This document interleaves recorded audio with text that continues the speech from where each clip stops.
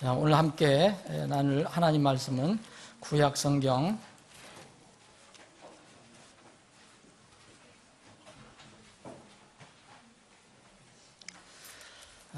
이사야서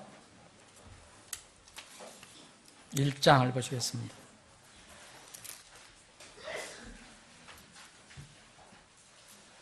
구약 성경 이사야서 1장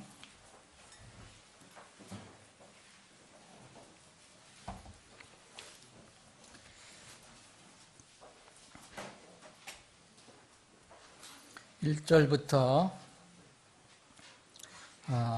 제가 읽는 부분을 여러분들과 함께 말씀을 드리고요. 1절부터 9절까지 제가 봉독하겠습니다.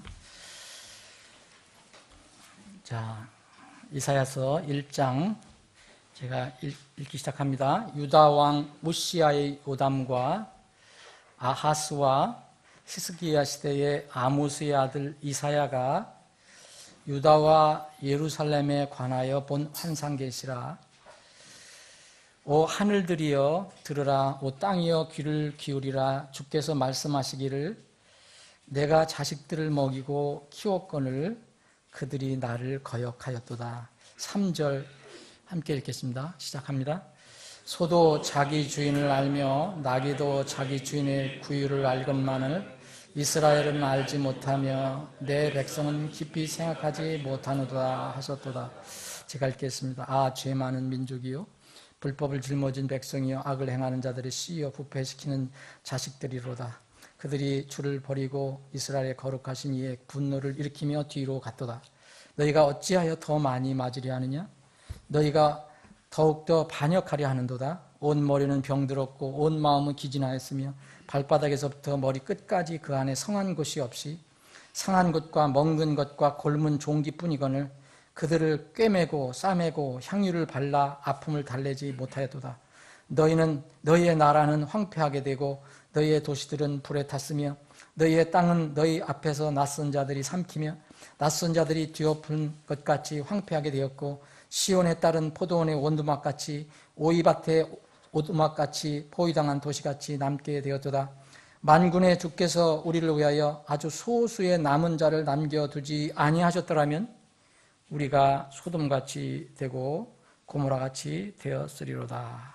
아멘. 아버지 하나님, 오늘도 저희들에게 맑고 좋은 복된 주일 허락해 주셔서 구원의 기쁨과 감격 감사로 주님을 경배할 수 있게 하시니 감사합니다. 이 시간에 저희들이 주님께서 우리에게 선포해 주시는, 들려주시는 생명의 말씀을 듣고자 합니다.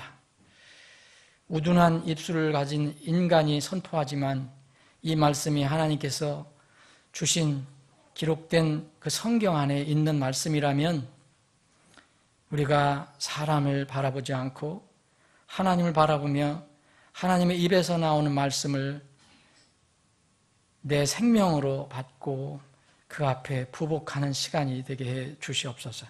오직 이 예배 시간 주님의 이름만 높여지고 주님께만 영광이 돌려지고 우리는 주님께서 준비하신 그 은혜를 누리는 시간이 되게 해 주옵소서. 거룩하신 예수님의 이름으로 감사 기도합나이다. 아멘. 오늘 이 이사야서 1장 읽은 부분은 이사야서 전체의 어떤 주제라고도 할 수가 있습니다. 이 부분은 지금 이미 여기에 황폐하게 되었다. 앞으로도 될 것이다. 이것은 이미 서서히 이제 이스라엘은 멸망의 각오가 있는 그런 상황에 있습니다. 북왕국은 거의 멸망 상태에 있고 남왕국도 유다도 이제 이 주님께서 말씀하신 것을 듣지 않고 회개하지 않으면 정해진 심판이 있다는 그런 내용을 여기 기록을 하고 있습니다. 특별히 이사야서 1장에서는 하나님께서 이스라엘 백성과의 관계를 집중적으로 이렇게 부각시켜 주십니다. 그것은 부자 관계를 얘기합니다. 하나님은 아버지로 표현을 하고 그리고 이스라엘은 자식으로 표현을 합니다. 그런데 자식이 부모를 거역하는 겁니다. 부모를 배반하는 그런 내용을 주님께서 친히 이렇게 말씀하고 계십니다. 우리가 성경을 읽을 때 이렇게 무미건조한 그런 상태로 다 읽으면 이 하나님의 그 말씀, 그 마음을 잘 이해하지 못할 때가 있습니다. 사실은 그래서 우리가 하나님께 직접 이렇게 말씀하실 때는 하나님 입장에서 우리가 다 그 하나님 입장에서 생각할 수 없겠지만 내 입장에서 생각하지 말고 하나님 입장에서 왜 이런 말씀하셨는가를 이렇게 생각해 보면 그래도 하나님의 마음을 조금이라도 이해할 수 있다고 생각을 합니다. 이 주제는 1장 주제는 우리가 이 시대에 이야기하는 어떤 주제가 있다면 흔히 이야기하는 그런 예가 있다면 이게 배은하는 것을 얘기합니다. 배은망덕이라는 말을 우리가 하잖아요.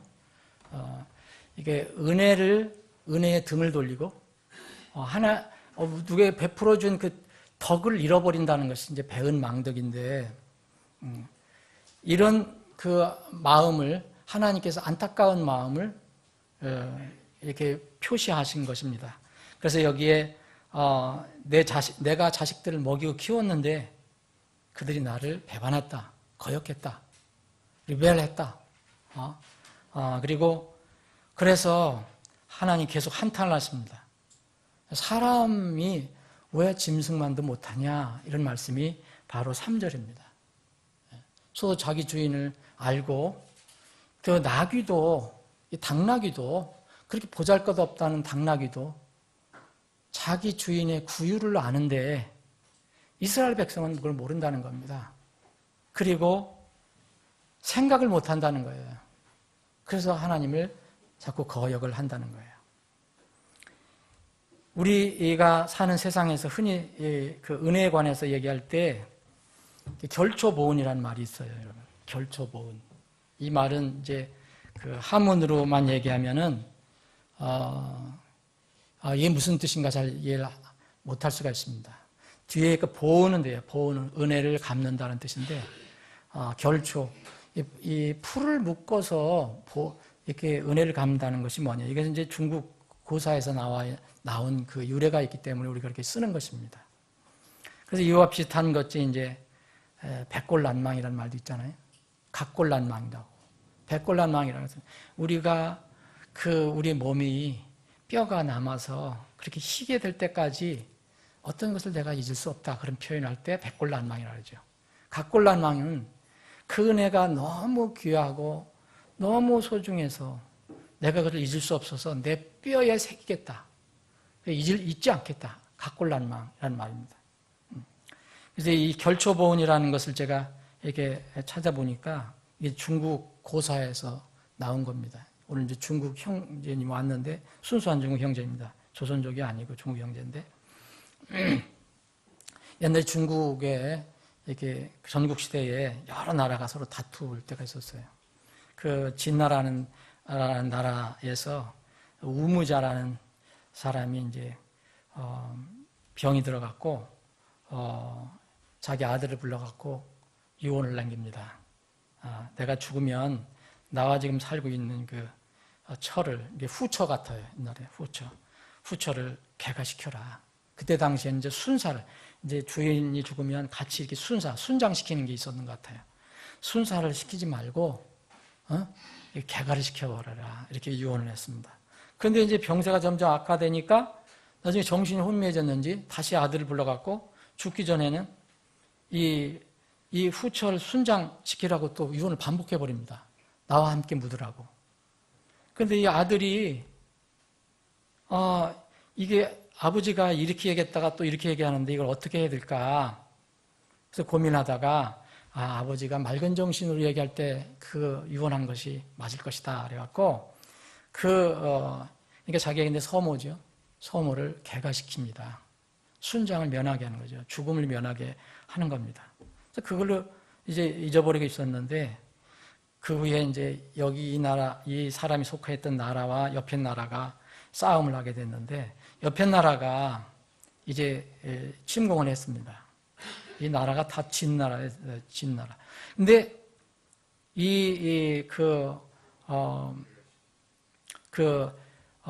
왕명을 받들고서 이 사람이 이제 아버지는 죽고 군사를 거느리고 이제 상대방 적과 이제 싸우는데 거의 죽을 뻔한 상태가 된 거예요. 적의 장수에게. 근데 이런 위험에 처했을 때 어디에선가 이렇게 노인이 나타나서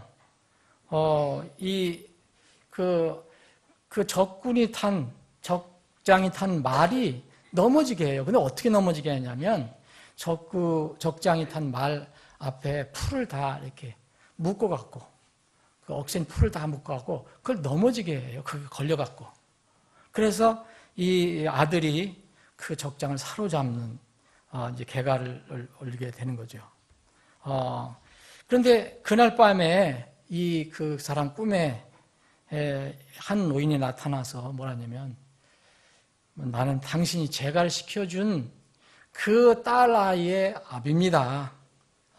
그래서 내 딸을 살려준 그 은혜를 내가 잊지 못해서 뼈에 깊이 새겨서 각골난방이 돼갖고 언제 은혜를 갚을까 하다가 그렇게 풀을 엮어갖고 이제 당신을 죽이려고 하는 적장을 이렇게 넘어뜨리게 된 겁니다. 그런 이제 이야기를 했다는 겁니다. 여기에서 이제 결초보온 이런 게 나온 거예요. 풀을 묶어서 은혜를 갚았다. 근데 이 반대 말은 배은망덕이거든요. 배은망덕. 이건 정말 그 은혜를 모르는 거예요. 그렇게 은혜를 받았는데도 오히려 나중에 잊어버리는 거는 물론이거니와 해치기까지 합니다. 은혜를 끼친 사람을 해치기는 하는 거예요. 이것도 뭐 고사에서 이렇게 나왔다고 하는데 뭐 이런 그 이야기는 참 많이 있습니다. 그런데 이런 세상에 이런 상황, 이런 풍조가 지금 마지막 때일수록 더 많이 일어난다는 거죠.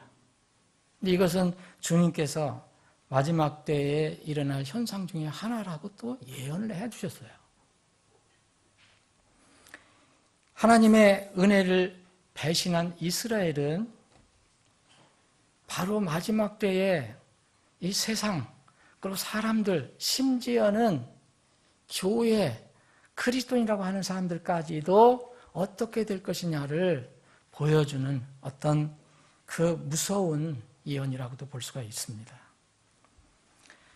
여러분, 성경에 개가 많이 나와요. 여기 오늘은 뭐가 나왔습니까? 소하고 나귀가 나왔어요.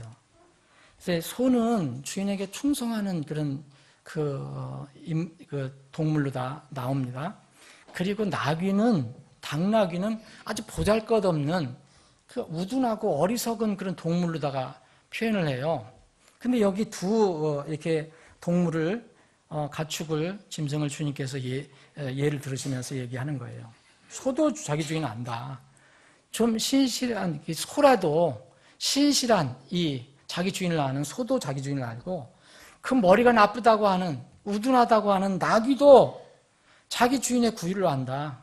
구유를 안다는 것은요, 구유는 이게 노새, 이제 나귀에게 주인이 밥을 주잖아요. 여물을 주잖아요. 소에 여물을 주잖아요. 그럼 어디다 줍니까? 구유에 주잖아요. 그건 뭐냐면, 구유를 안다는 것은, 이 내 음식, 내가 먹는 것은 바로 내 주인이 주는 거다. 이걸 안다는 거죠. 주인이 나에게 이런 은혜를 베풀어 주는구나.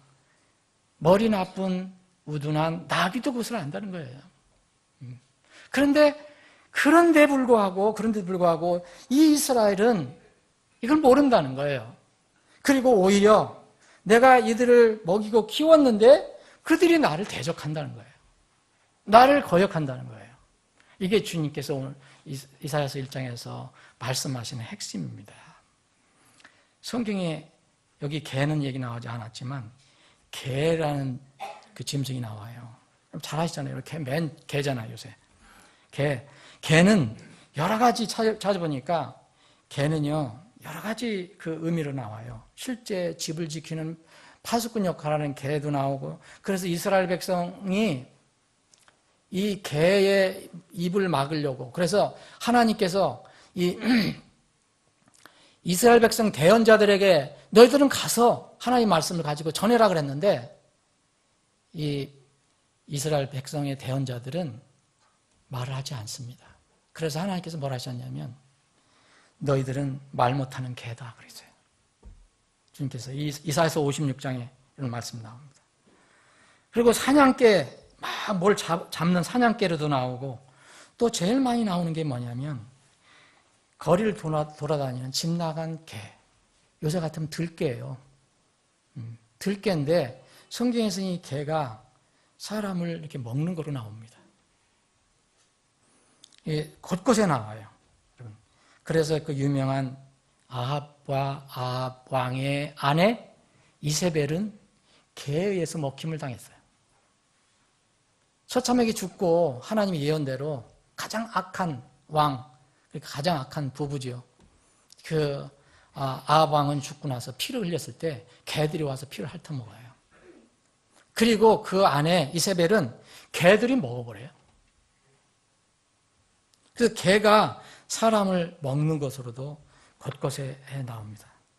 또 개는 경멸의 대상이에요. 여러분 그 골리앗이 다윗과 싸우려고 하잖아요. 아니 자기가 기대한 그래서 덩치라도 좀 있고 건장한 친구가 나올 줄 알았더니 조그만 친구가 나와서 막대기를 하나 들고 나오는 거예요. 부지깽이 같은 막대기 하나 들고. 그러니까 너무 기가 차잖아요. 이 골리앗이. 네? 그랬더니 내가 막대기를 들고 나오니 내가 개냐? 이렇게 묻거든요. 막대기로 개를 쫓으려고 하는 거냐? 내가 개냐? 이렇게 묻습니다. 굉장히 경멸의 대상으로 얘기하는 겁니다. 그래서 곳곳에서 이렇게 이 개는 경멸의 대상으로 얘기합니다. 주님께서도 이걸 쓰셨어요. 신약에 오셔서. 마태복음 7장에 보면 복음 진리를 함부로 던지지 말라. 막 대적하고 막 반역하고 있는 사람한테 먼저 복음 주지 마라. 그 사람에게 여러분들 복음을 전할 때 다 방법이 있어요. 그 사람 마음이 강박한데 그냥 하나님이 사랑하신다. 당신은 구원을 예수님께서 죄를 용서했다. 이거 던지면 안 되는 거예요. 먼저 하나님의 어떤 엄정한 심판 이런 것들, 죄의 무서움 이런 것들을 먼저 해서 주님께서 거룩한 것들을 개들에 던지지 말라고 그랬어요. 주님께서 분명히 개를 말씀하실 때 이렇게 아주 나쁜 의미로 얘기를 하십니다. 또 여러분 마태복음 15장에 나오는 가나안 여인 있잖아요. 수로보니게 여인. 예수님이 그 여인의 믿음을 시험하시려고 정말 어떻게 유대인들은 그렇게 생각했잖아요. 이방인들은 다 개다. 우리만 자손이다. 생각했는데 예수님이 그 여인이 정말 개라고 생각한 거 아니고 그 여인의 믿음을 살펴보시려고 그 딸의 구원을 위해서 딸의 그 병남을 위해서 그렇게 주님께 와서 간절하게 얘기하는 그 여인에게 어떻게 개들에게 이 음식을 줄 수 있겠냐. 그랬더니 그 여인이 말씀이 맞습니다. 저는 이방인입니다. 그런데 개들도 주인의 상에서 떨어져 나온 푸수기로 먹고 삽니다. 그 말에 예수님은 이제 이 여인을 칭찬합니다. 예수님이 이 여인을 정말 개라고 얘기한 게 아니죠. 그 믿음이 어떤 것인가. 그러게 개, 그리고 이 신약에 와서는 바울사도는 이렇게 복음을 반대하는 유대 종교인들, 종교 율법을 가지고만 이야기하는 예수 그리스도의 복음을 얘기하지 않는 이런 사람들에게는 개들이라고 얘기했습니다. 조심하였습니다. 개들, 악한 자들, 살을 베는 자들, 할례자들 조심하라. 그리고 개는 자기가 토한 것에 다시 돌아간다. 이런 말씀을 많이 하셨습니다. 요한계시록 마지막 22장에 보면 거기에 마지막 심판받는 사람들 명단 중에 개가 나와요. 개들. 이 개들은 실측은 사람을, 여러분 개들이 죽으나 마나 무슨 상관이 있습니까, 여러분? 그것은 개와 같은 사람들. 그렇게 하나님의 은혜를 저버린 사람들, 이런 사람들을 개로 표현합니다. 그래서 개는 상당히 부정적인 그런 그 동물로 이야기되고 있습니다. 그런데 요새 우리가 사는 이 시대에 개팔자, 상팔자라는 말이 있어요. 여러분 들어보셨죠? 개팔자, 상팔자. 그래서 돌아다니 보면 개 호텔이 있고요, 개 병원이 있어요. 여기 근처에도 있어요. 개 호텔.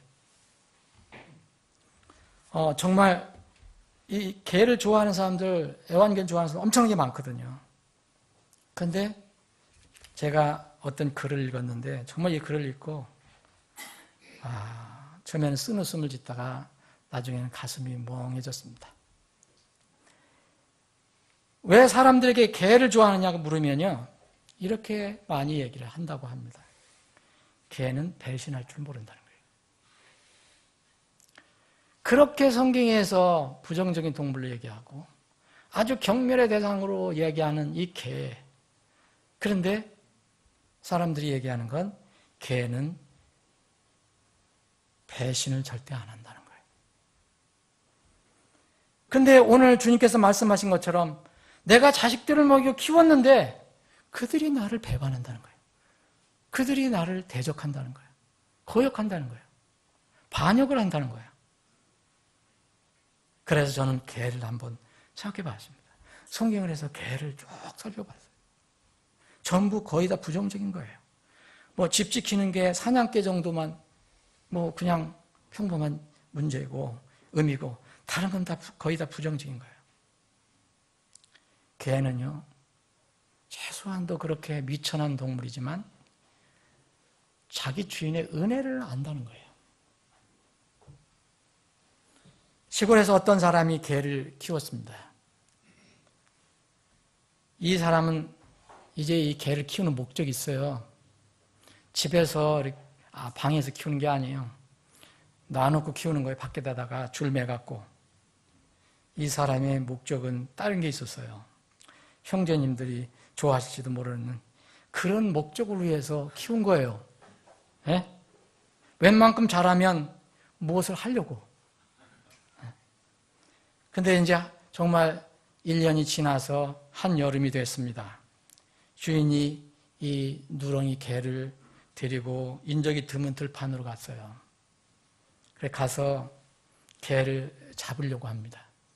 그래서 들은 얘기는 또 개는 두드려야 맛있다는 얘기를 듣고 개를 이제 두들겨 패기 시작하는데 처음에는 살살 패니까 이게 쓰다듬어주는 줄 알고 있다가 세게 때리기 시작하니까 이 개가 놀래갖고 막 두들겨 패는데 개가 놀래갖고 어떻게 발버둥을 치다가 끈을 풀고 도망을 갔어요. 근데 이 주인이 어디를 도망갔나 막 찾았는데 찾을 길이 없어요. 여기를 찾아도 찾을 길이 없어요. 그래서 한참 찾다가 포기하고 집으로 돌아왔습니다. 그런데 들어와 보니까 집 문을 열자마자 제일 먼저 그 개가 자기가 패서 죽이려고 했던 그 개가 꼬리를 흔들면서 주인을 맞아주는 거예요. 그래서 그 주인은 그 개를 껴안고 엄청 울었다고 합니다. 그래서 다시는 그 이제 개 이름이 누렁이라고 하는데 누렁아 내가 다시는 개고기를 먹으면 개 자식이다. 이게 했다는 거예요. 개의 자식이다. 저는 우스운 얘기 같지만 저는 이야기를 읽고 가슴이 좀 멍해졌어요. 이사야서가 생각이 난 거예요. 하나님께서 자기 자식들을 먹이고 키웠는데 어떤 데는 그들이 거역을 하는 거예요. 부모를 거절하는 거예요. 거역을 하는 거예요. 그러면서 주님께서 친히 소도 자기 주인을 알고 그 자기 나귀도 자기 주인의 구유를 안대. 내가 키운 내가 이제까지 보호해주고 내가 선택해주고 내가 택해주고 여지까지 보호해준 이 이스라엘은 이걸 모른다. 내 백성은 전혀 생각을 못한다.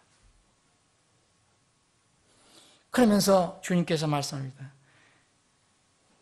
너희들은 참 죄가 많다. 불법을 짊어졌다. 그런데 주를 버리니까, 하나님을 버리니까 이스라엘의 거룩하신 이는 분노를 일으킬 수밖에 없다. 곧 심판하실 수밖에 없다. 너희들 둘 자리에 앉아. 응? 가만히. 그래서 하나님이 한탄하시는 장면이 여기 나온 겁니다. 여러분, 하나님이 이렇게 말씀합니다. 만군의 주께서 우리를 위하여 아주 소수의 남은 자를 남겨두지 아니하셨더라면, 이건 이스라엘 입장에서도 얘기하시는 거 아니에요. 어떻게 되겠다고 했습니까? 남겨두지 아니하셨으면 소돔과 같고 고모라 같이 되었으리라. 이 유황 뿌리 내려서 다 멸망되었을 것이다. 주님께서 남은 자를 남겨두셨다. 사랑하는 여러분, 하나님의 은혜를 배신한 이스라엘은 하나님께서 그 아주 미천한 동물과 짐승과 비교해서 말씀을 하셨습니다. 여러분, 우리가 하나님 입장에서 이런 글을 읽을 때 하나님의 심정을 조금이라도 이해할 수 있습니까? 여론 편에서 생각하는 게 아니라 하나님의 입장에서. 그러면 이렇게 얘기할 수 있습니다. 하나님께서 나에게 해주신 게 뭔데? 근데 구원을 받았다면 여러분 절대 그렇게 생각하시면 안 됩니다. 구원이라는 그 의미를 여러분들이 안다면 그렇게 생각하면 안 돼요. 우리는 흔히 눈에 보이는 물질 세계 환경에서만 생각을 해요. 하나님께서 이것도 해결해 주시지 않고 저것도 해결해 주지 않고 내가 왜 이 상황으로 지내고 있는가? 그런데 여러분들이 정말로 진실로 구원을 고백했다면 여러분 그 구원이 뭡니까? 하나님께서 친히 우리의 몸을 입고 내려오셔서 우리의 죄를 위해 십자가에서 피 흘려 죽으신 거예요. 그 죄 때문에 하나님의 피 아니면 죄를 용서받을 수 없기 때문에 아들을 보내셔서 우리를 대신해서 피 흘려 돌아가게 하신 거예요. 주님께서 십자가에 달릴 때 엘리 엘리 라마 사박다니 외치셨어요. 아버지의 명령을 따라서 오신 분이 나중에 인간적으로 인성을 가지고 있기 때문에 너무 고통스러워서 얘기를 하십니다. 나의 하나님, 나의 하나님, 나를 왜 버리시나이까? 여러분, 하나님 아버지께서 그 태초에서 계셨던 하나님 아들을 여러분들과 저를 위해서 십자가에서 죽게 하시도록 놔두셨다면 도대체 그게 무슨 사랑입니까? 여러분들 그 사랑 이해할 수 있습니까? 그 신비 이해할 수 있습니까? 우리는 날마다 하나님 사랑, 하나님 은혜 얘기해요. 여러분, 이 복음을 진실로 아는 사람은, 이 구원을 정말 리얼하게 가지고 있는 사람은 다른 거 다 없어도 주님께 감사할 수 있습니다. 정말 상황이 어떻든 간에 내가 지옥불에서 건진받았다. 내가 영원히 거기에 떨어져 살 수밖에 없는데 거기서 내가 건진받았다 생각하면 여러분 무엇 다른 걸 가지고 주님께 불평할 수 있겠습니까? 우리가 감사를 못 드리고 은혜를 못 느끼는 것은 바로 구원의 그 진실함, 복음의 진수를 몰라서 그런 겁니다. 그냥 듣는 대로 머리로다만 그래 내 죄를 위해 죽으셨대. 예? 내가 그래서 구원 받았대. 구원 받았대가 아니라 내가 받았다고 얘기를 할 수 있어야 됩니다. 이스라엘 백성은 이걸 모르는 거예요. 출애굽의 그 놀라운 사건, 이 조상들로부터는 들었지만 그것이 자기들 것이 되지 않는 거예요. 들은 지식이에요. 머리로만 가지고 있어요. 근데 무슨 감사가 나옵니까? 당장 환경이 어려워지면 금방 불평불만인데 금방 물이 없다, 목마르다, 불평불만. 하나님이 살아계시냐, 죽었느냐? 먹을 것이 없다. 하나님께서 굶게 안 하셨거든요.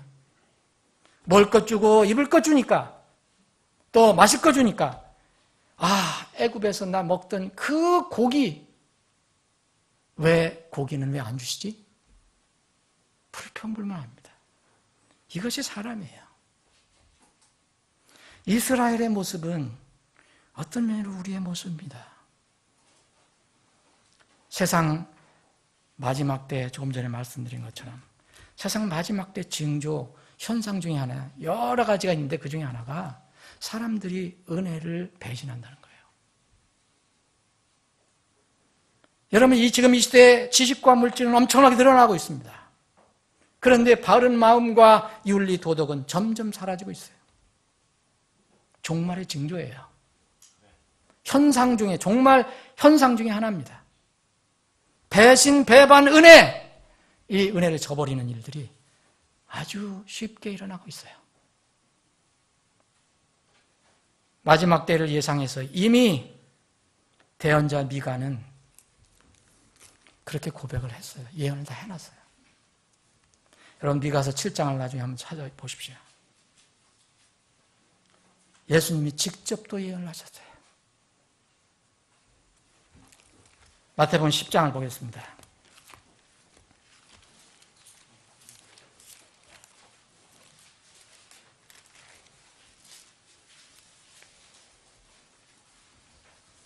마태복음 10장 21절입니다. 또 형제가 형제를, 아버지가 자식을 죽음에 넘겨주며 자식들이 자기 부모를 대적하여 일어나 그들을 죽게 하리라. 혼돈입니다. 특별히 자식들이 자기 부모를 대적하여 일어난다 그랬어요. 배은입니다. 망덕입니다. 이러면 부모도 자식들, 자식도 부모를, 이런 일들 마지막 때에 일어난다고 얘기했습니다. 한번 눈으로 확인해 보십시오. 마태복음 24장.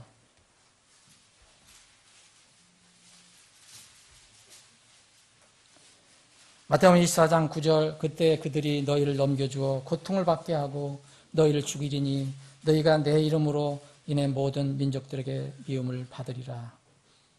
그때에 많은 사람이 실족하고 서로 배반하여 넘겨주며 서로 미워하고 서로 배반한다 그랬어요. 이게 마지막 때 일어날 일들입니다. 마가복음 13장은 같은 종말에 관한 대언 중에서 마가복음 13장은 더 생생합니다. 마가복음 13장 12절, 이제 형제가 형제를, 아버지가 아들을 배반하고 넘겨주어 죽게 하며 자식들이 자기 부모를 대적하여 일어나 그들을 죽게 하리라. 하나님은 우리에게 부모를 주셨어요. 우리에게 또 스승을 주십니다. 물질도 주시고 건강도 주시고 가족도 주시고 또 섬길 수 있는 교회도 주시고 또 온갖 우리가 알지 못하는 은택을 주세요. 세상 사람들이 추구하는, 내가 나한테 이로운 게 뭐지? 나 유익한 게 뭐야? 교회 가서 내가 유익한 게 뭐야? 저는 대형교회 가야 내가 유익해. 저희 가서 뭐 또 얻고 나한테 유익해. 사람들이 요새 그렇게 생각하잖아요. 그 은택. 그런데 우리가 모르는 그런 은택들을, 우리가 인식하지 못하는 은택을 엄청나게 우리가 받고 있는데 여전히 그것들을 추구합니다. 이제까지도 주셨고 지금도 주고 계십니다. 그래서 주님은 우리에게 늘 은혜를 잊지 말라고 말씀하십니다. 부모의 은혜를 잊지 마라. 그래서 부모를 공경하는 것이 엄청난 계명으로, 무서운 계명으로 그 부모를 대적하면 죽이라까지 명령을 내린 겁니다. 스승의 은혜 잊지 마라. 그리고 사실 이 신약성경을 보면 교회의 은혜를 잊지 마라고 얘기합니다. 지체들의 사랑과 그 은혜를 잊지 마라. 복음을 전한 사람의 은혜를 잊지 마라. 그런데 이런 걸 모두 배은하는 시대예요. 은혜를 갚기는커녕 해나 끼치지 않았으면 좋겠다. 망덕이나 하지 않았으면 좋겠다. 그런 시대가 되었습니다. 여러분들 개인적으로, 신앙적으로 여러분들에게 처음으로 복음을 주어서 여러분들 구원을 받게 했거나, 또는 여러분들이 잘하도록 복음을 이렇게 나눠주고, 말씀으로 이렇게 도와주고, 또 기도해주고, 이런 분들 최소한 여러분들 은혜를 잊지 말아야 합니다. 여러분들에게 꼭 뭐 물질을 주고 뭐 잘해준 사람이라고 생각하는 게 아닙니다. 그런데 이 세상에는요, 지금 세상에는 자신에게 복음 전해주고 진리 전해준 사람들 흔히 배반해요. 육신의 감정이 조금 서운하면 금방 이렇게 여기 오늘 이사야서 있는 것처럼 쉽게 돌아섭니다. 예수님은 배반당하여 십자가에서 피 흘려 죽으시게 된 겁니다.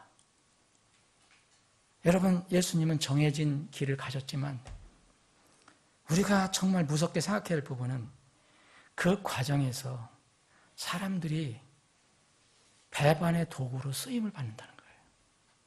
그게 무서운 거예요. 그래서 주님께서는 그런 사람들을 이렇게 얘기하셨어요. 누가복음 22장을 보면 주님께서 직접 하신 말씀입니다.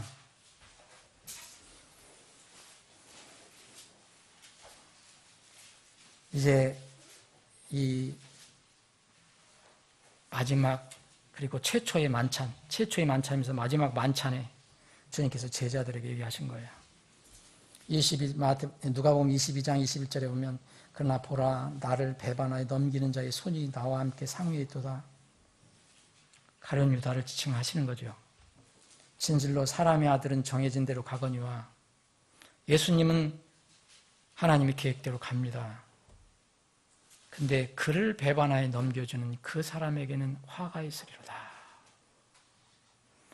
여러분, 왜 정해졌는데 정해진 대로 하나님께서 정해진 대로 예수님이 돌아가시는데 왜 예수님께서 그렇게 얘기하셨을까요? 나를 배반하여 넘겨주는 사람, 그를 배반하여 넘겨주는, 인자를 배반하여 넘겨주는 그 사람에게는 화가 있다. 나는 정해진 대로 가지만. 이거 무엇을 얘기합니까? 우리 삶 속에서 우리는요, 하나님의 계획이 정해진 어떤 삶 속에서 하나님의 영광을 위해 쓰여지지 않고 하나님을 대적하는 도구로 쓰임받을 수가 있다는 겁니다. 그런 사람들에게는 화가 있다고 얘기합니다.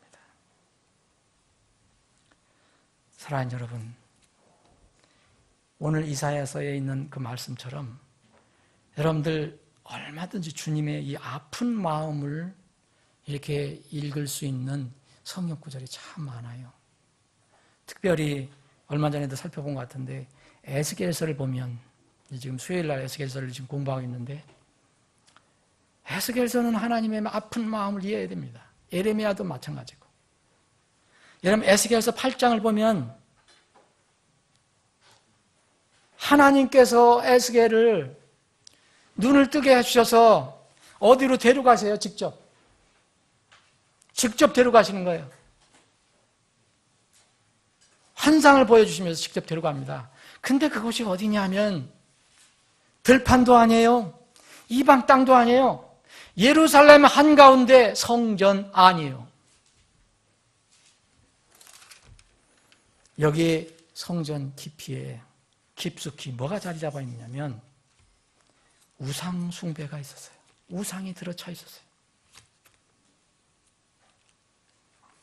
하나님께서 자기가 영광으로 이렇게 임재하시는 그 장소로 만들어주신 그곳에 사람들이 나중에는 배반해갖고 배은을 해갖고 하나님을 무시하고 하나님 대신 이방 우상을 갖다 세워놨어요. 성전 깊숙이. 그거를 하나님, 사람들은 모릅니다. 그래서 에스겔에게 그걸 보여주세요. 에스겔을 데리고 가서. 여러분, 주님의 마음을, 여러분, 이렇게 하시는 주님의 마음을 이해합니까? 정말 주님이 가슴이, 마음이 어떠하셨을까? 예, 하나님께서 친히 에스겔을 데리고 예루살렘으로 가셔서 그 중에서도 정말 성전 안쪽에 들어가서 질투의 형상, 그 우상이 자리 잡은 곳으로 들어가서 보여주십니다. 하나님의 영광이 있는 그곳에. 그리고 점점 더 가증한 일을 보여주세요. 점점 더 깊이 들어가세요. 성전 안에. 마종에는 이 지도자들이 우상숭배하는 것을 보입니다. 그 안에서. 그리고 또 일단의 여자들이, 자매들이 엉뚱한 하나님을 예배하는 게 아니라 단무수를 위해서 이방, 이교도 의식을 거행하는 것을 봅니다. 우는 의식. 더 가증한 것은요, 25명 정도가 여러분 성전 깊숙이 해서 하나님을 등을 지고 우상인 해를 향해서 태양을 경배하는 내용이 나옵니다. 이것을 하나님께서 아무것도 모르고 있는 에스겔에게 알려주세요. 그런 눈을 뜨게 되는 거예요, 에스겔. 여러분, 이렇게 하시는 하나님의 마음이 얼마나 아프시겠습니까?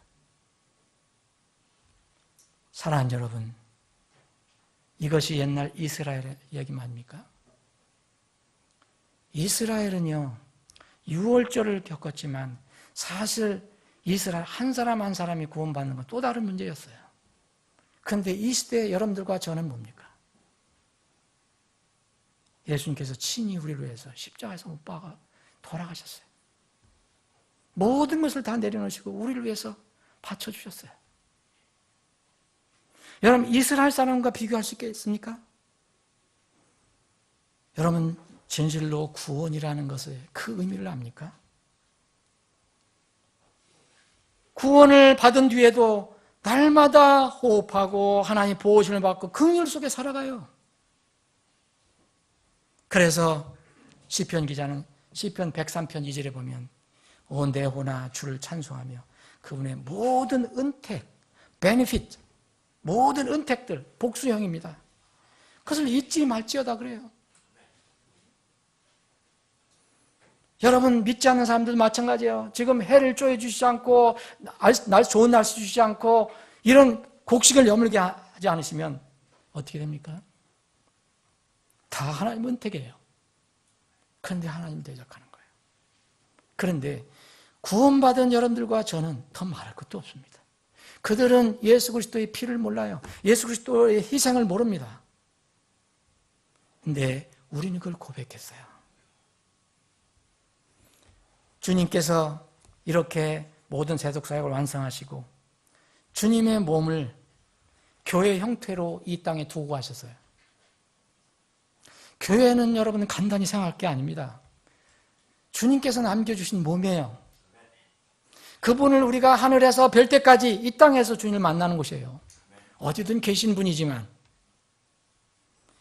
주님의 몸 교회에서 내가 이익되는 걸 더 이상 추구하지 마세요. 오히려 주님의 몸에 내가 무엇을 더 할까? 여러분, 이것이 진정한 교회 생활이고 신앙 생활입니다. 오늘 찬양대가 찬양을 했어요. 이 찬양 중에서 제가 이 뒤에 후렴절이 가슴에 와닿았어요. 또 내가 무엇을 드려 그 은혜 갚을까요? 여러분, 그분의 은혜 갚을 수 있을 것 같아요? 못 갚습니다. 어떻게 그 은혜를 갚아요? 그래서 다만 주님께 감사해 주의 사랑 찬양해. 할 수 있는 거 그것밖에 없어요.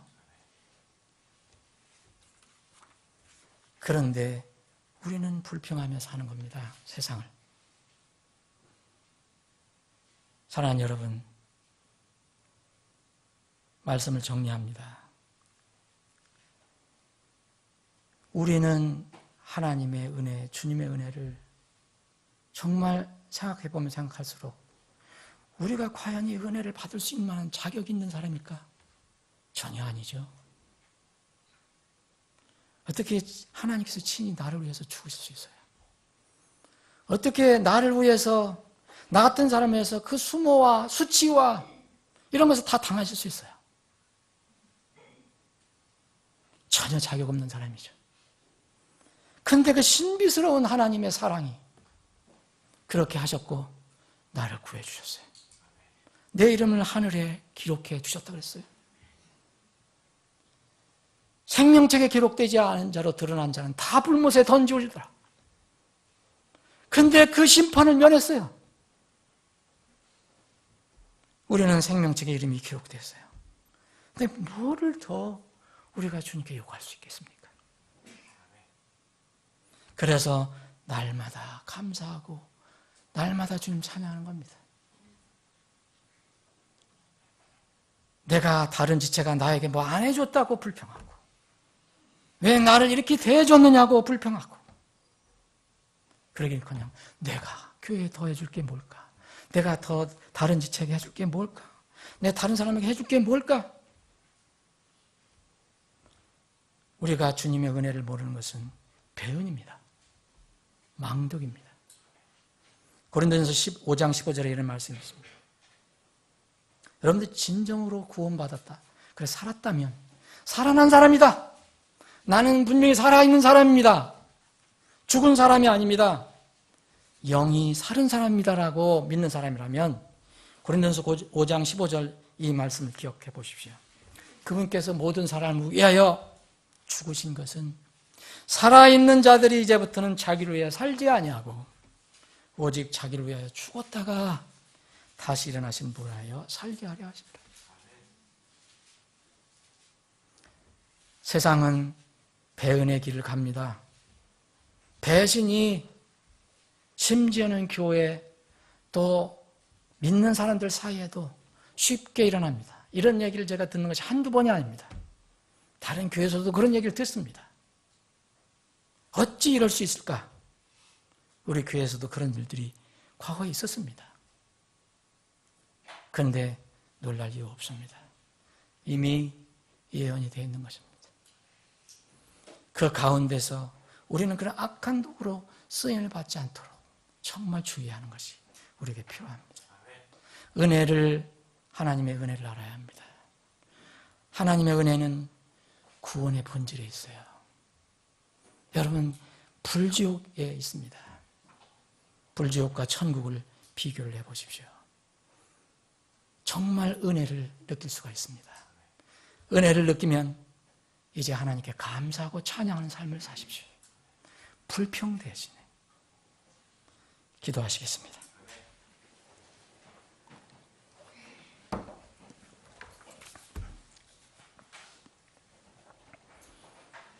잠깐 기도하는 시간 갖겠습니다.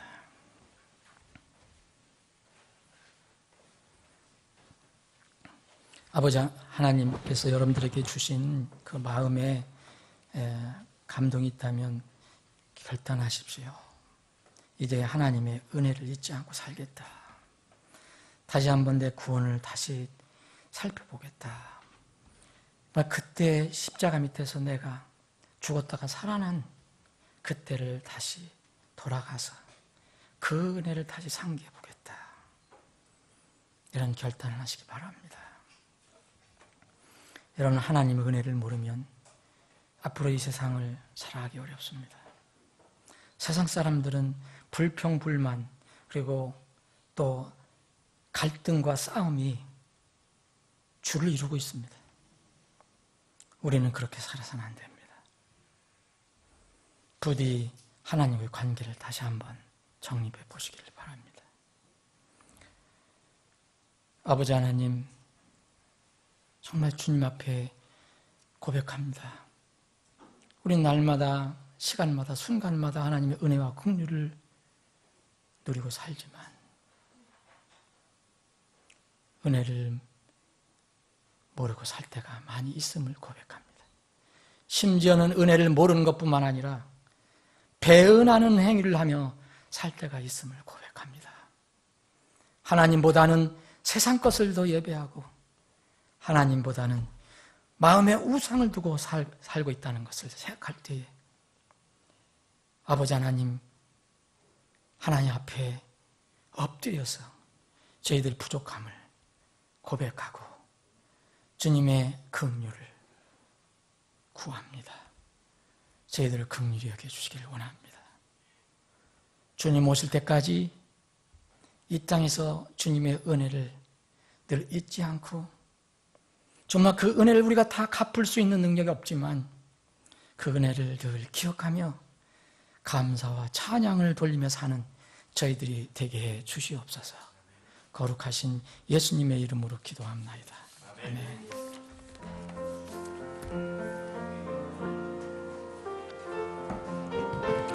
예, 잠깐 말씀을